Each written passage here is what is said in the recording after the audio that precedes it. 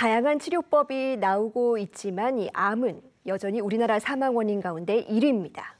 지금까지 치료법은 대부분 암세포를 없애는 데 중점을 뒀는데요.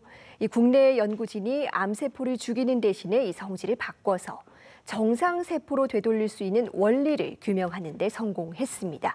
이효종 과학 커뮤니케이터와 자세히 짚어봅니다. 어서 오세요. 안녕하세요. 예, 이 암은 이집트 피라미드 속 미라의 몸에서도 발견될 정도로 굉장히 오랜 역사를 이어온 질병이라고 합니다. 아직도 전 세계적으로 주요한 사망 원인 가운데 하나죠? 네, 맞습니다. 인류의 생명을 가장 많이 앗아가고 있는 3대 질병을 통계적으로 꼽아보자면 3위는 뇌혈관 질환, 그리고 2위는 심장 질환, 그리고 여전히 1위가 암이 자리가 잡고 있습니다.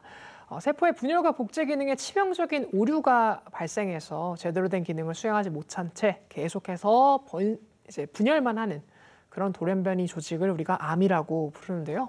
그래서 이게 한번 발생하기 시작하면 걷잡을 수 없이 신체에 퍼져나가서 장기, 조직 등을 계속해서 쓸모없게 만드는 그런 질환입니다. 이 치명적인 질환을 어떻게 손쓸 수 있을까 여태까지 여러 과학자들과 의사들이 연구를 했죠. 그래서 인류가 지금까지 암에 대한 치료법으로서 선택한 방법은 고장난 세포를 물리적으로 또는 화학적으로 제거를 하는 방법을 선택을 했습니다.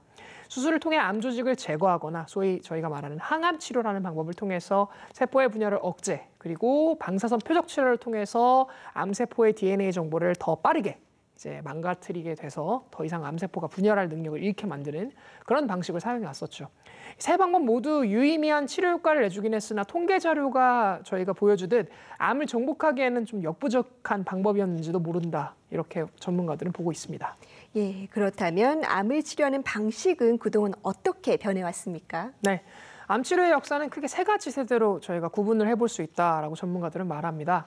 그래서 그 세 가지 세대들을 좀 들여다볼 필요가 있을 것 같은데요. 가장 먼저 등장한 항암 치료의 방법은 화학항암제를 사용하는 방법이었습니다. 네. 이 화학항암제는 분열작용을 일으키는 체내 세포들을 사멸시키는 물질을 투여해서 암세포를 공격하는 치료 방법인데요.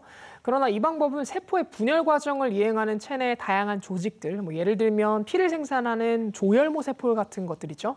그런 것들, 세포를 분열하는 계속해서 그런 역할을 하는 곳에 치명적인 손상을 야기하는 방법으로 알려져 있기 때문에 골수 기능의 저하 등 다양한 부작용을 수반할 수밖에 없다는 단점이 있습니다.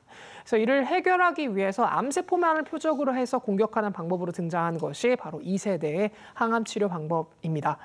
이 치료는 표적 항암제로 불리는 물질을 사용해 암세포 내에 특정한 유전자 변이만을 타겟으로 공격을 이행하기 때문에 정상 세포를 공격하는 부작용은 좀 덜어주고 암세포만을 타겟해서 공격을 실행하는 그런 방법입니다.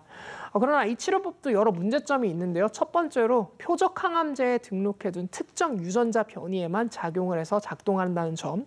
그리고 두 번째는 표적 항암제라는 새로운 환경에 적응한 암세포. 생물은 계속해서 진화하기 마련이잖아요. 그래서 내성이 생긴 암세포가 발생한다는 점이 문제점이고요.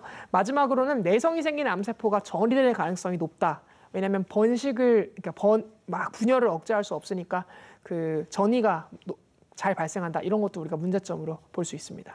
네, 3세대 치료 방법까지 진화가 있었는데 이렇게 오랜 노력에도 불구하고 이 암 치료의 한계는 계속 있었습니다. 네. 이유가 이 암세포를 죽이는 데 중점을 뒀기 때문인데요. 네. 근데 최근에 이 국내 연구진이 조금 다른 접근법을 제안을 했다고요? 그렇습니다.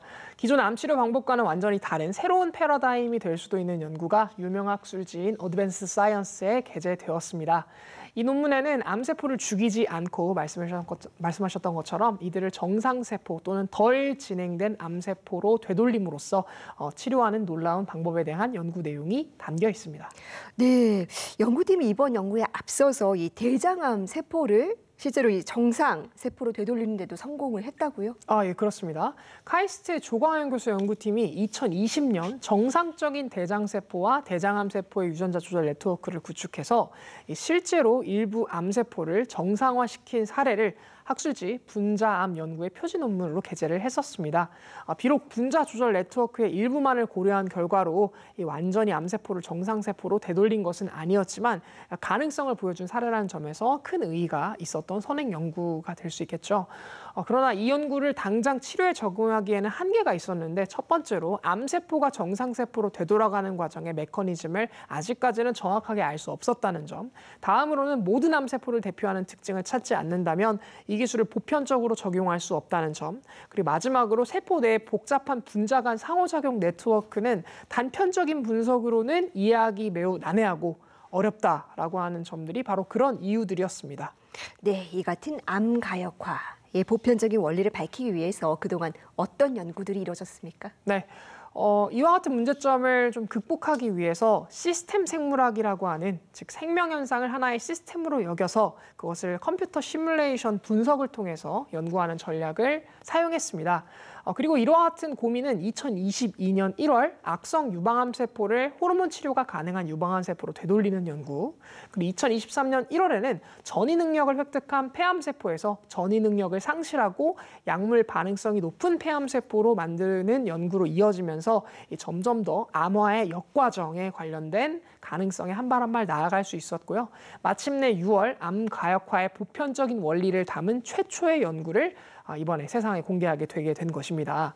카이스트 주재일 박사 그리고 박화정 박사가 참여하고 조광은 교수가 교신저자로 참여해서 2023년 6월 2일 국제 유명학술지 어드밴스드 사이언스에 게재된 이번 논문에는 특정 조건에서 유전자 돌연변이에 의해 왜곡된 입출력 관계가 이게 정상적인 입출력 관계로 회복될 수 있음을, 그것을 시스템 생물학의 분석법 중 하나인 컴퓨터 시뮬레이션 분석을 통해서 발견해내는데 성공을 한 것입니다. 예, 그러니까 돌연변이, 그러니까 이 암세포를 무리하게 죽이는 게 아니고 정상세포로 돌리는 과정을 규명을 해냈다. 굉장히 혁신적인 연구인데 네. 어떻게 이런 연구가 이루어졌습니까? 네, 연구팀은 정상세포가 가진 유전자 조절 네트워크를 정밀하게 구성해서 여기에 다양한 자극을 외부에서 가함으로써 이에 따라 일어나는 변화에 대해서 분석을 했습니다. 네. 암세포의 경우 정상세포와는 좀 달리 유전자 조절 네트워크가 살짝 이제 왜곡을 만들게 되면서 입출력 관계에 뭔가 고장, 트러블이 발생할 수 있는 것인데, 이번 연구의 핵심은 특정 유전자에 발생한 돌연변이로 인해 이 왜곡된 입출력 관계를 시뮬레이션을 한 것이죠. 그래서 네트워크 제어를 통해서 정상적인 입출력 관계로 다시 회복하도록 이렇게 만들 수 있음을 보였다는 데 그 의미가 있습니다. 연구팀은 현재까지 공개되어 있는 다양한 암 관련 유전자 조절 네트워크들을 대량으로 분석을 했고, 이들에게 왜곡된 입출력 관계를 다시 회복할 수 있는 유전자인 가역 가능 유전자가 있음을, 그것도 네트워크를 구성하고 있는 그 유전자들 중 절반 이상이 그런 가역 가능 유전자가 있다는 것을 밝혀냄으로써 세포 내 가역 가능 유전자를 우리가 실제로 정말 제어할 수 있다면 암세포에서 나타나는 왜곡된 입출력 관계를 이제 정상적으로 회복할 수 있음을 이제 암시를 하는 연구를 해낸 것입니다. 뿐만 아니라 연구팀은 실제로 생존에 성공한 암 환자들의 데이터를 분석하기도 했는데요. 이 결과 가약 가능 돌연변이의 여부가 암 환자의 생존율에 영향을 줄 수 있다는 사실 또한 입증한 것으로 알려졌습니다. 예, 그렇다면 이번 연구의 의미를 어떻게 평가할 수 있을지 마지막으로 짧게 부탁드리겠습니다. 네, 이번 연구를 진행한 조광현 교수와 그의 연구팀은 유전자 조절 네트워크로부터 생성된 수많은 변형 네트워크들을 시스템 생물학의 방법을 활용함을 통해서 이 네트워크의 가역성과 견실성 그리고 중복성의 관계를 확인했고요. 이를 통해 유전자 조절 네트워크의 진화 과정에서 고장난 네트워크가 다시 정상 상태의 네트워크로 돌아올 수 있음을 우리가 시뮬레이션을 통해 알아냄으로써 인류가 앞으로 다양한 암세포에 적용할 수 있는 보편적인 가역 치료 원리를 발견할 수도 있지 않을까라고 하는 가능성에 한 발 더 다가갔다라고 하는 측면에서 그 의의를 찾아볼 수 있을 것 같습니다. 네, 지금도 암으로 고생하시는 분들이 정말 너무 많은데 난치성 암 치료에 한 발 더 다가설 수 있게 되기를 바라겠습니다. 오늘 말씀 잘 들었습니다.